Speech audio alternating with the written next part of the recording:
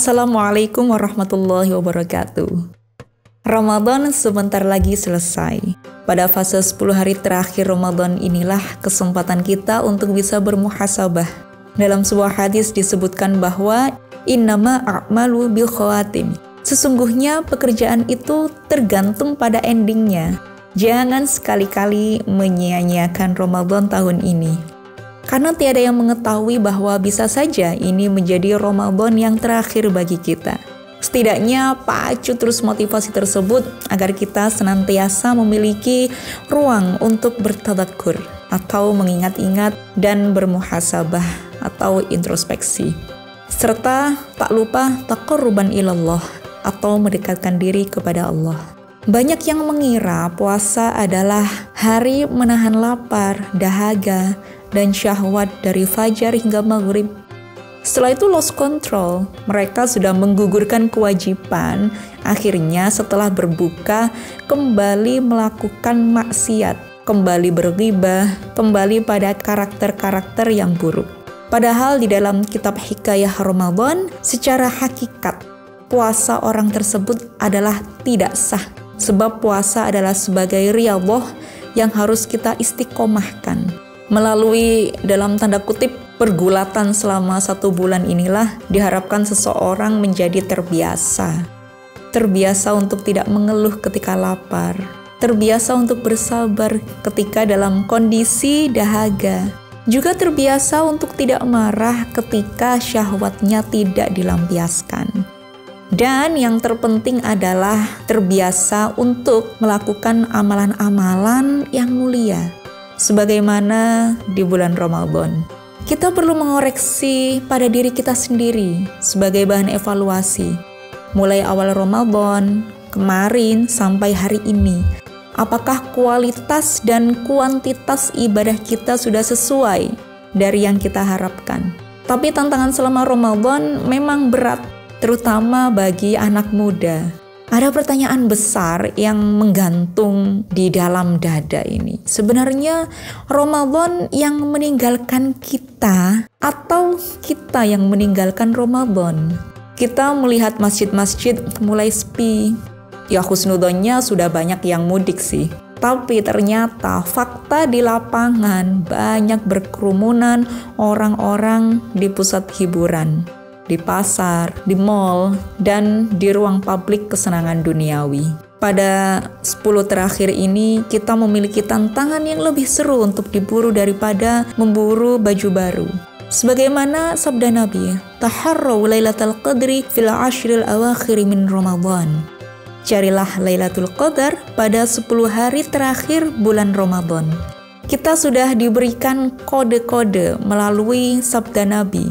Meskipun Lailatul Qadar ini tidak bisa dipastikan jatuhnya kapan, tapi kita bisa mencarinya pada hari-hari ganjil, pada 10 hari terakhir bulan Ramadan.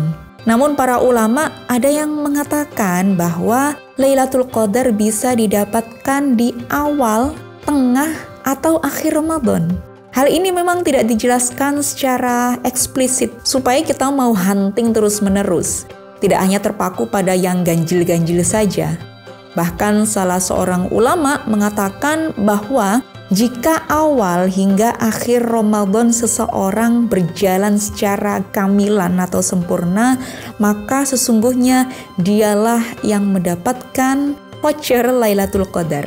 Berbeda dengan Imam Al-Ghazali. Menurut Imam Al-Ghazali, jika awal Ramadan jatuh pada hari Ahad atau Rabu, maka Lailatul Qadar jatuh pada malam ke-29. Jika awalnya jatuh pada hari Senin, maka Lailatul Qadar jatuh pada malam ke-21. Jika awalnya jatuh pada hari Selasa atau Jumat, maka Lailatul Qadar jatuh pada malam ke-27. Dan jika awalnya Ramadan jatuh pada hari Kamis, maka Lailatul Qadar jatuh pada malam ke-25. Jika awalnya jatuh pada hari Sabtu, maka Lailatul Qadar jatuh pada malam ke-23. Dan menurut para ulama, yang diperkirakan Imam Ghazali ini hampir tidak pernah meleset. Ada 3 hal yang harus kita perhatikan ketika Ramadan hendak meninggalkan kita, yakni jangan pernah menunda-nunda untuk beramal solih. Jangan pernah meremehkan dosa-dosa kecil dan jangan pernah menganggap bahwa ibadah kita ini sudah cukup untuk menghapuskan dosa-dosa kita. Sebab Ramadan ini adalah haknya Allah. As-shaumu li wa ana ajzi bih. Puasa itu adalah untuk aku dan akulah yang akan memberikan ganjarannya.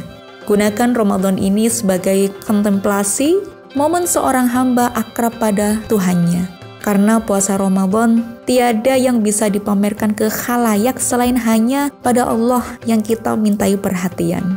Dalam kitab Maqasidus Shaum karangan Imam Izzuddin Ibnu Abdissalam, jangan sampai kita yang meninggalkan Ramadan. Meskipun kita tahu kenyataannya bahwa Ramadan pasti meninggalkan kita. Jadikan Ramadan senantiasa berkarakter di hati.